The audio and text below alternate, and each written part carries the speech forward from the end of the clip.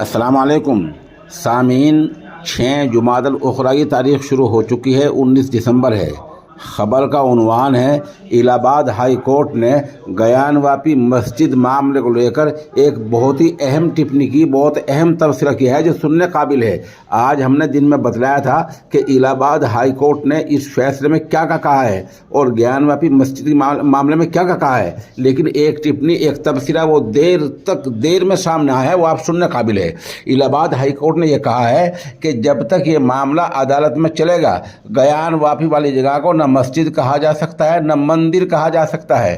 ساتھ ساتھ عدالت نے یہ بھی کہا ہے، ہائی کورٹ کے جج نے یہ بھی کہا ہے کہ محض کسی ایک طریقے سے پوجا کرنے یا عبادت کرنے سے کسی عبادت گاہ کی شکل حقیقت میں تبدیل نہیں ہو جاتی۔ اس لیے عدالت اس پورے معاملے پر غور کر رہی ہے اور دھیان دے رہی ہے۔ جب آخری فیصلہ ہو جائے گا، عدالت جو کہے گی وہی اس کو کہا جائے گا۔ جب تک یہ مقدمہ زیر غور ہے، زیر سماعت ہے، جب تک بحث ہو رہی ہے، جب تک عدالت مقدمہ چل رہا ہے، گیان واپی والی جگہ کو نہ مسجد کہا جا سکتا ہے اور نہ ہی مندر کہا جا سکتا ہے۔